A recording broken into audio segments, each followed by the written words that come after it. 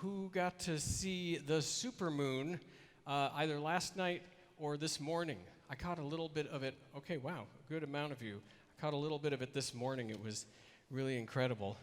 And we've actually been blessed with 4 of these in 2022, 4 supermoons.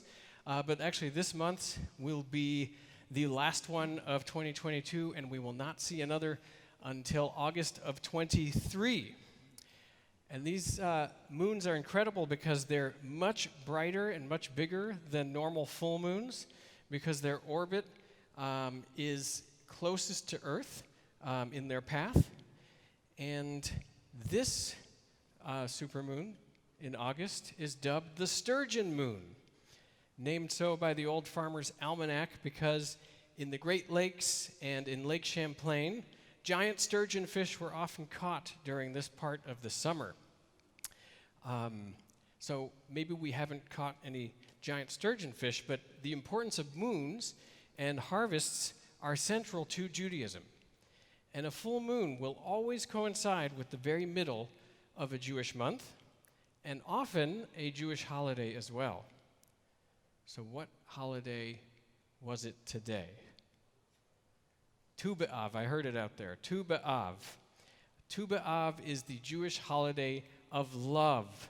So Cantor Pearsall alluded to this being Love Shabbat, and we have extra love because it's Tu B'Av as well. So Tu means 15, and Av is the month we find ourselves in, the 15th of Av. Today, Tu B'Av can be thought of as sort of a Jewish Valentine's Day, although it didn't quite start that way. In ancient Israel, the people were not catching giant sturgeon fish on the 15th of Av. Rather, the time was ripe for the grape harvest. Long associated with fertility, the grape harvest was the perfect time for those who were looking for love and companionship. On Tu B'Av in ancient Jerusalem, the women would dress in borrowed white clothing and sing and dance in the vineyards. And men would come out to the vineyards in hopes that they would find their life partners.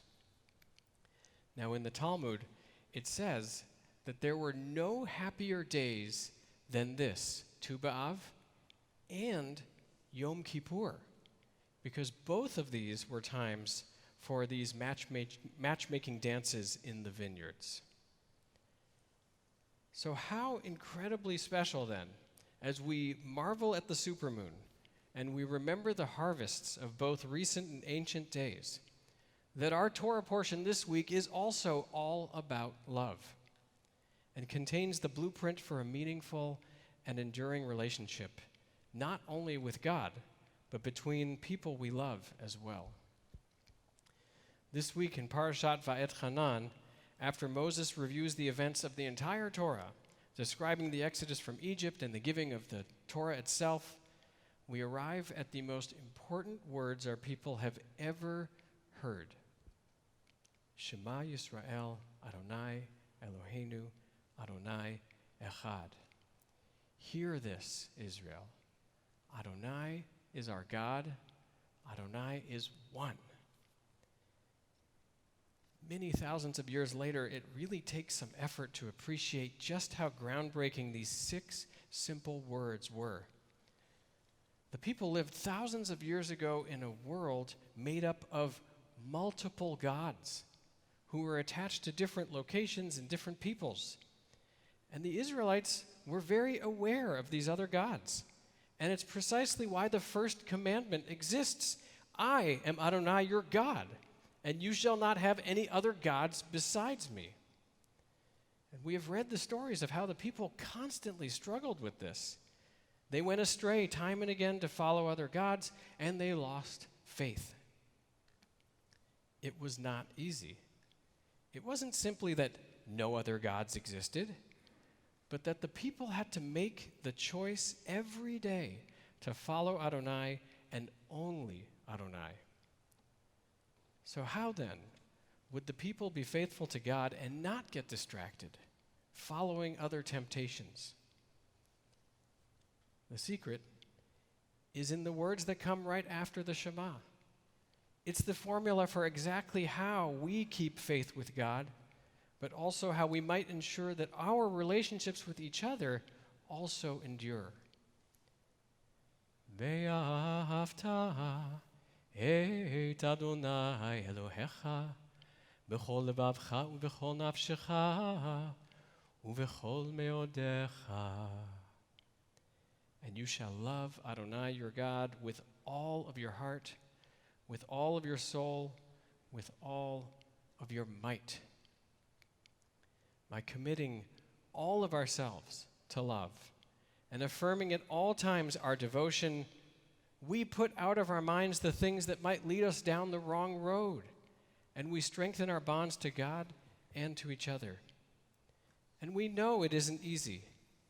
It takes work, but it is the work of love. Every moment is a chance to go back to those ancient vineyards, to sing and dance in the fields, and to find love once again. We mentioned that the Talmud cited Tu B'Av and Yom Kippur as the happiest of days because those were the 2 days that the magical matchmaking ritual occurred. But there's another connection to Yom Kippur that our sages made long ago, which is that on both Yom Kippur and Tu B'Av, the people, we, were forgiven by God for going astray and for losing faith. It was on Yom Kippur that the people were forgiven for the sin of the golden calf. And it was on Tu B'Av that the people were forgiven for losing faith after their mission to scout the promised land. Our sages say that it was out of great love that God granted forgiveness for these offenses.